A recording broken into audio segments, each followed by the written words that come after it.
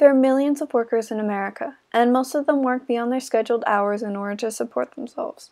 But there is a portion of them don't get paid for their extra hours. Those that do receive payment for working longer get what is called overtime pay. People are qualified for overtime pay based on their salary, so people below a minimum salary line are qualified, and people over the minimum are not. But should more people be qualified for overtime pay regardless of their salary?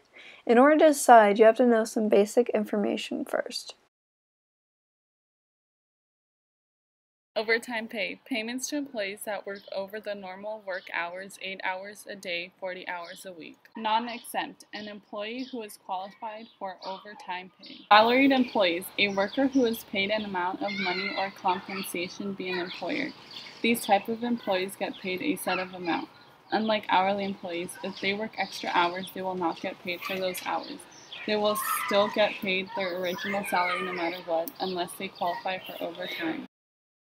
Businesses are having difficulties paying their employees for working overtime. Some salaried employees want pay for their overtime hours at work, yet employers do not want to spend the extra money.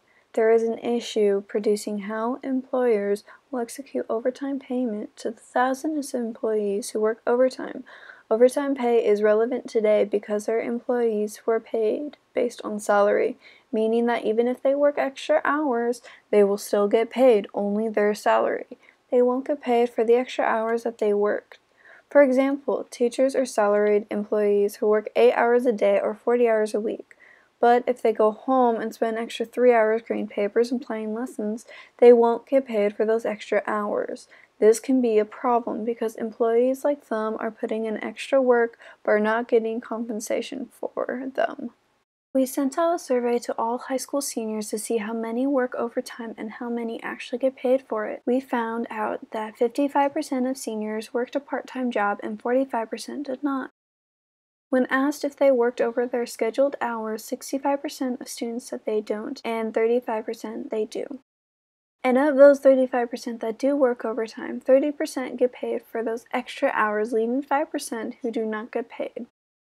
Overtime pay is a good thing because the government can supply 13.5 million more workers, which can bring a rise in purchasing more products, which will strengthen the economy, and workers can get paid for the extra hours they work, with employers compensating for the hours, and consumers can have more money to support their families and buy more products.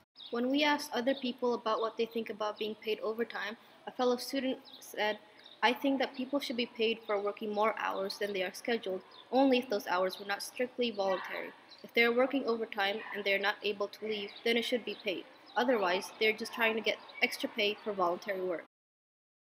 Overtime pay is a bad thing because businesses would be affected with low or seasonal profit margins to pay extra to compensate for overtime pay, which could shutter due to the increased costs associated with time track, wage, and salary requirements, and damage a business, especially a small business, and potentially run them out of business. From paying non-exempt employees more because of overtime pay, employers will lower wage rates for hourly workers, meaning they will have less on their paycheck and could potentially have a hard time living on their own. When we asked, is it difficult for businesses to pay their employees overtime, Mila, a local case manager who works overtime, says, yes, businesses or organizations will have difficulty in paying their employees overtime because it throws off the budget. However, if the productivity is increased, the income generated increases too, so it could pay the employees to some extent.